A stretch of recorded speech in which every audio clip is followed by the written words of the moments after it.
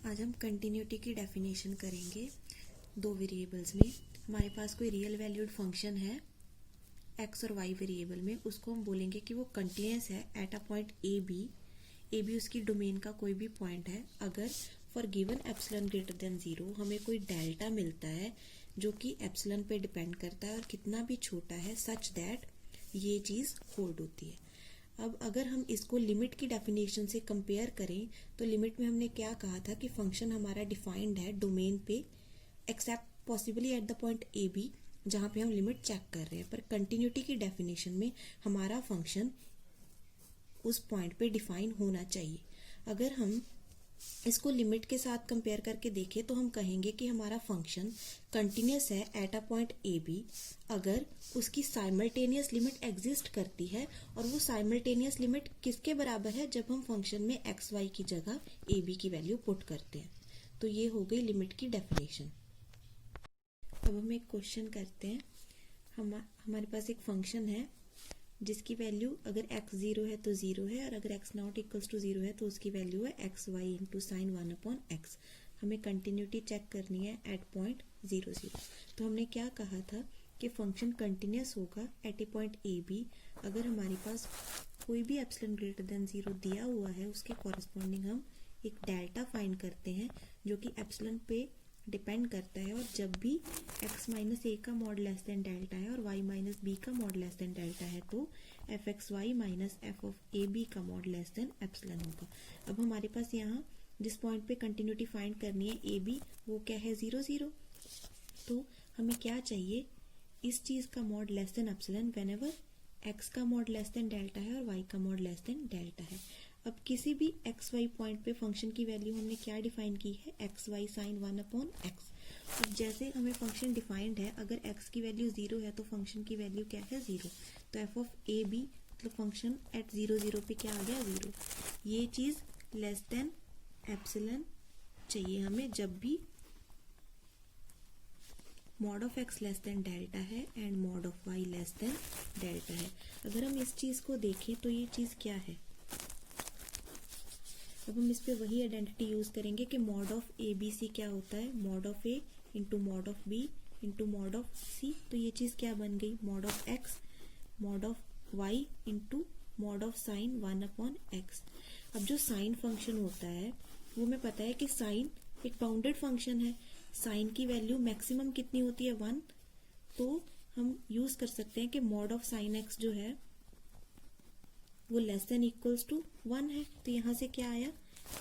और mod of x हमने क्या लिया था? क्या? Less than delta. और मॉड ऑफ वाई भी क्या है? Less than delta. और मॉड ऑफ साइन 1/x क्या है? Less than 1। तो यहाँ से ये वैल्यू क्या आ गई? Delta square. अगर हम इसको एप्सिलॉन कहते हैं तो हमारे पास डेल्टा की वैल्यू क्या आ गई? Square root epsilon. तो मतलब अगर हमारे पास कोई भी एप्सिलॉन दिया होगा जो कि पॉजिटिव होगा तो उसके कॉरेस्पॉन्डिंग हम डेल्टा क्या ले लेंगे? Square root of epsilon. अगर एप्सिलॉन पॉजिटिव है तो उसका स्क्वायर रूट भी पॉजिटिव होगा और उसके कॉरेस्पॉन्डिंग ये कंडीशन होल्ड हो रही होगी। तो हम क्या कहेंगे कि हमारा एफ एक्स वाई 0 0 पे कंटिन्यूस है। अब हम एक और क्वेश्चन ट्राई करते हैं। इसमें हमारे पास एफ एक्स वाई क्या है? X cube plus y cube upon x square plus Y square अगर एक्स वाई 0 0 नहीं है। अगर एक्स वाई 0 0 है तो फंक्शन की वैल्यू क्या है? 0। हमें कंटिन्यूटी चेक करनी है 0 0 पे। तो ए की वैल्यू 0 है और बी की वैल्यू भी 0 है। तो हमारे पास कोई भी एप्सिलॉन ग्रेटर देन 0 गिवन है। हमें एक डेल्टा फाइंड करना है सच दैट ये चीज लेस देन एप्सिलॉन है जब भी mod of x less than delta है और mod of y less than delta है। तो अगर हम एफ एक्स वाई की वैल्यू लिखें, ये आ गई। फंक्शन एट 0 0 हमें पता है क्या है? 0 है। तो अगर इसको हम देखते हैं, ये x cube plus y cube upon x square plus Y square है।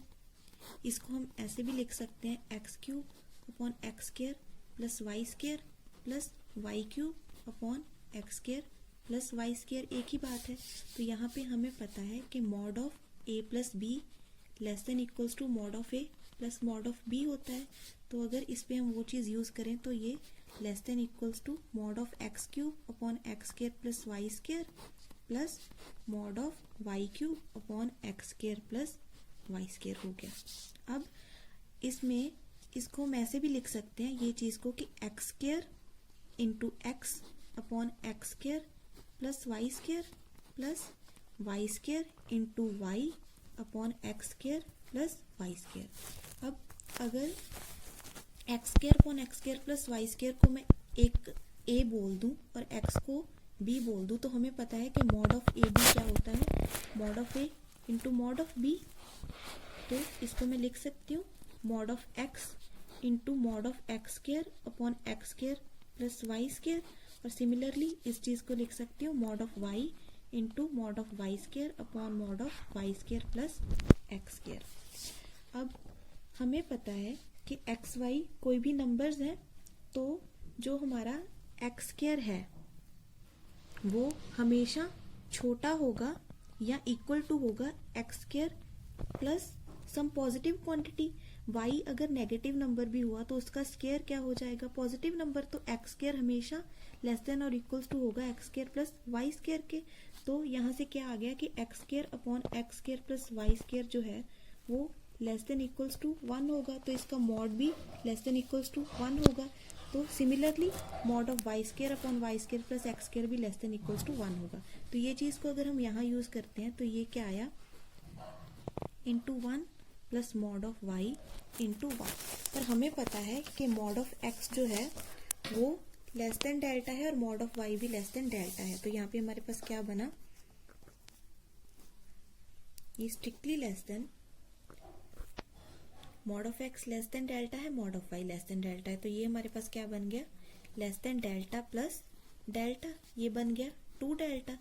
अगर हम इसको एप्सिलॉन कहते हैं तो यहाँ से डेल्टा की वैल्यू क्या आ गई, एप्सिलॉन बाय 2। अब हमें एप्सिलॉन गिवन है तो एप्सिलॉन गिवन के कॉरेस्पॉन्डिंग हम डेल्टा क्या लेंगे, इस केस में एप्सिलॉन बाय 2।